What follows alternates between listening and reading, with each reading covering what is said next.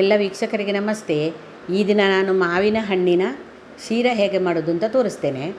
ಮಾವಿನ ಹಣ್ಣು ತಗೊಂಡಿದ್ದೇನೆ, ತುಪ್ಪ, ಸಕ್ಕರೆ, ಬಾಂಬೆ ರವೆ, ಏಲಕ್ಕಿ ಮತ್ತು ಲವಂಗ, ಬಾದಾಮಿ, ದ್ರಾಕ್ಷಿ, ಗೋಡಂಬಿ ಕೂಡ ಹಾಕ್ಕೊಳ್ಬೋದು.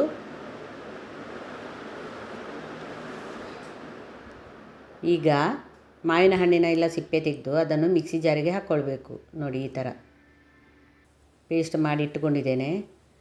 ಇದೇ ಗ್ಲಾಸಲ್ಲಿ ಬೇರೆ ಸೈಡಲ್ಲಿ ಕುದಿಲಿಕ್ಕೆ ನೀರು ಇಟ್ಕೊಳ್ಬೇಕು. 1 ಗ್ಲಾಸ್ ರವೆಗೆ 2 ಗ್ಲಾಸಷ್ಟು ನೀರು. ಈಗ ತುಪ್ಪ ಹಾಕ್ಕೊಂಡೆ.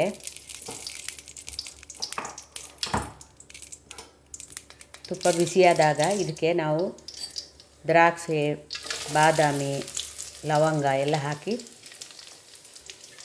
ಹುರ್ಕೊಳ್ಬೇಕು. ಗೋಡಂಬಿ ಕೂಡ ಹಾಕ್ಕೊಳ್ಬೋದು. ಈ ಥರ ನೋಡಿ ಹುರ್ಕೊಂಡು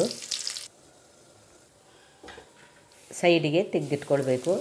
ಅದೇ ತುಪ್ಪಕ್ಕೆ ನಾವು ಈ ಥರ ರವೆ ಹಾಕಿ ಚೆನ್ನಾಗಿ ಹುರ್ಕೊಳ್ಬೇಕು. ಕೆಂಪಾಗಿ ಹುರ್ಕೊಳ್ಬೇಕು.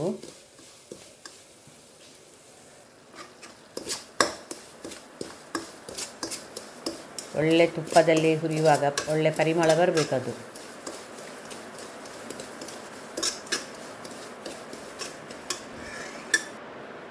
ನೋಡಿ, ಇಷ್ಟು ಕೆಂಪಾಯ್ತು. ಈಗ ನಾನೀಗ ಕುದಿಸಿದ ನೀರನ್ನು ಹಾಕ್ತೇನೆ. 1 ಗ್ಲಾಸ್ ರವೆಗೆ 2 ಗ್ಲಾಸಷ್ಟು ನೀರು. ಇದಕ್ಕೆ ಕಲರ್ ಹಾಕೋದು ಬೇಡ, ಶೀರಾ ಕಲರ್ ಹಾಕೋದು ಬೇಡ, ಯಾಕಂದರೆ ಮ್ಯಾಂಗೋ ಹಾಕ್ತೇವಲ್ಲ ಹಾಗೆ. ಸ್ವಲ್ಪ ನಾನು ಸಕ್ಕರೆ ಹಾಕಿದ್ದೇನೆ, ನೋಡ್ಕೊಂಡು ಹಾಕ್ಕೋಬೇಕು. ಯಾಕೆಂದರೆ ಮಾವಿನ ಹಣ್ಣಿನಲ್ಲಿ ಸಿಹಿ ಇರ್ತದೆ, ಆದ ಕಾರಣ.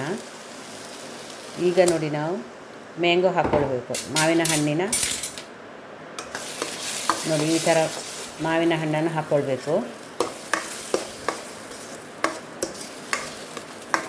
ಮಾವಿನ ಹಣ್ಣಿನ ಮಿಕ್ಸನ್ನು ಹೀಗೆ ಹಾಕಿ ಚೆನ್ನಾಗಿ ಹೀಗೆ ಮಿಕ್ಸ್ ಮಾಡಿಕೊಳ್ಬೇಕು. ಒಳ್ಳೆ ಪರಿಮಳ ಬರ್ತಾ ಇದೆ.